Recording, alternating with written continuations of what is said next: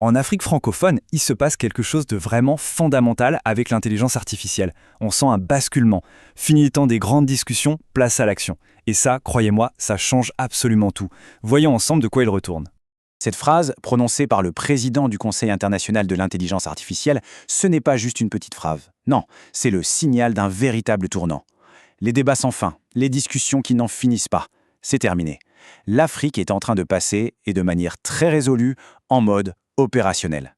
Pour bien commencer, on va voir à quel point le rythme s'est accéléré, mais alors brutalement. On n'est plus du tout dans une phase où l'on parle du futur, on est en plein dedans, en train de le construire. Regardez ça. On assiste à une véritable cascade d'événements.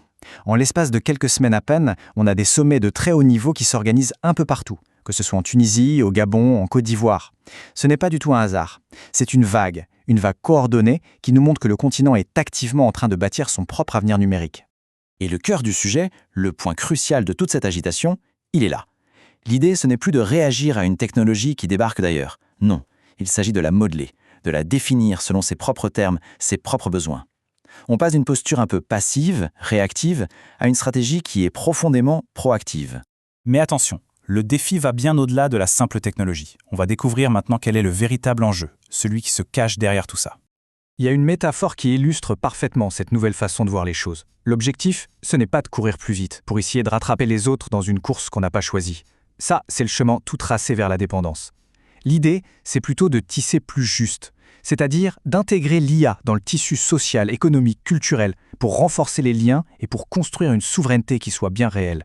En clair, le point essentiel, c'est d'éviter une nouvelle forme de colonialisme technologique.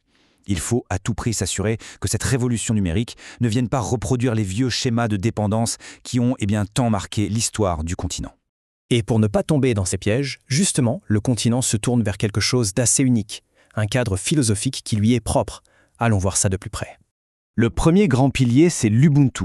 On connaît souvent cette phrase magnifique « Je suis parce que nous sommes ».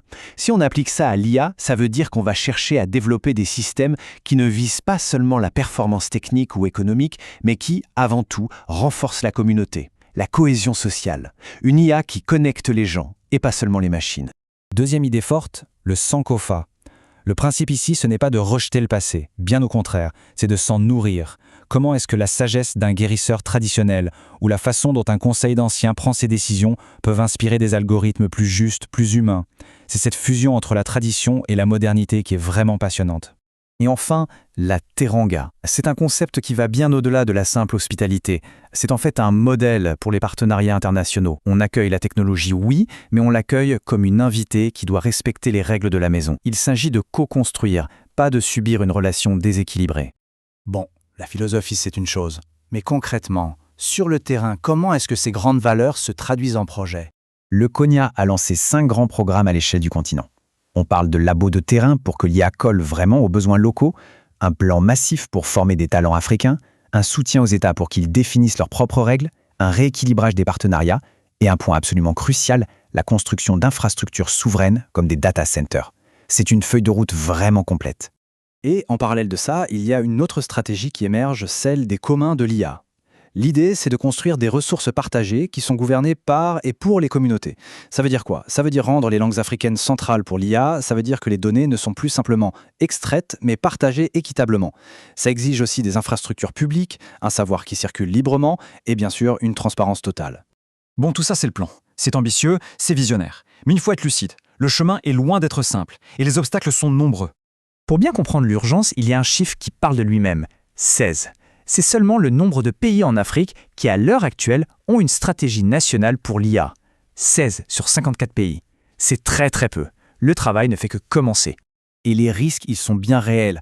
On a des infrastructures comme les data centers qui restent encore largement contrôlées par des intérêts étrangers. Il y a la menace constante de la fuite des cerveaux. Le mot souveraineté lui-même peut être détourné, utilisé comme un slogan par des régimes autoritaires. Et puis peut-être le plus grand danger de tous, celui de déployer une IA sans jamais avoir consulté les populations qu'elle est censée servir. Tout ceci nous amène donc à une question finale. Une question qui en fait résume absolument tout l'enjeu de cette transformation. Voilà la question fondamentale. Si l'intelligence artificielle devient la prochaine ressource essentielle, au même titre que l'eau ou l'électricité, alors la bataille pour sa gouvernance, c'est une bataille pour la justice et c'est une bataille pour l'avenir. Savoir qui tiendra les clés de cette technologie, ce n'est pas juste une question technique. C'est la grande question politique pour le continent dans les années à venir.